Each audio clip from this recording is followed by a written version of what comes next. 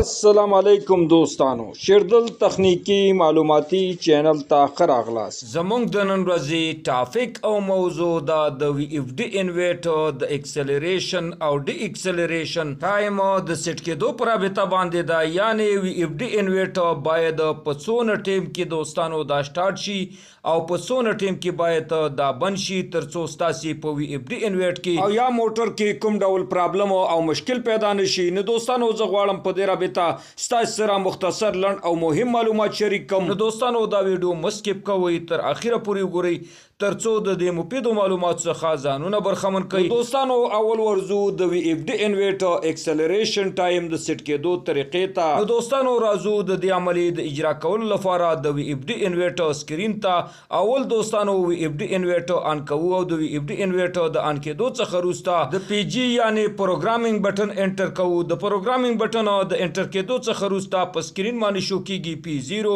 د پی 0 د شو کېدو څخه وروسته دوستانو دوباره د ډاټا بټن انټر کوو.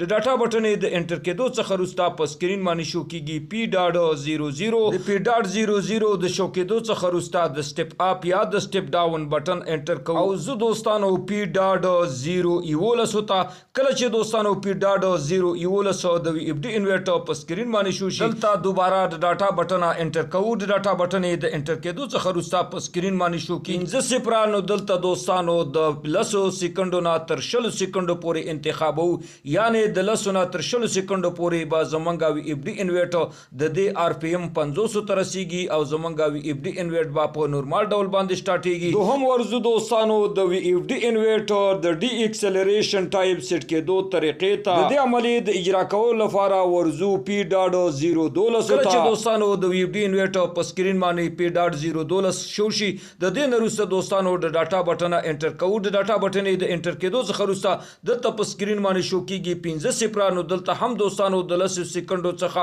تر 20 سکندو پورې انتخابو او د ډاټا بټن انټر کوو. د دې عملي د اجرا کولو څخه وروسته او د دې سیټینګونو د سیټ کېدو څخه وروسته کله چې دوستانو موږ غواړو خپل وی اف ډي انویټر دا آن کو، نو دا به په 20 سکندو کې په نورمال ډول باندې آن کېږي او کله چې موږ غواړو خپل وی اف ډي انویټر دا آف کو، نو دا به په 20 سکندو کې په نورمال ډول باندې آف کېږي. نو دوستانو دا وا زموږ د نن ورځې ټاپک او موضوع د وی اف ډي انویټر د اکسلریشن او ډي اکسلریشن ټایم د سیټ کېدو پر رابطه باندې وا. دوستانو که غواړئ بر تخنیک څخه ځانونه برخمن کړئ او خپل هر قسم برقي وسایل په خپل کورونو کې ترمیم او جوړ کړئ، نو دوستانو که تر اوسه پورې مو زما چینل نوی سبسکرایب کړئ نو مهرباني وکړئ زما چینل سره سبسکرایب کړئ او که دا ویډیو مو خوښه شوي در سره لایک او شیر کړئ د خپل ملګرو سره ترڅو خیر او پیدا ټولو ته ورسیږي. دوستانو ستاسو د توجه او لیدو څخه یو نړۍ مننه. السلام علیکم.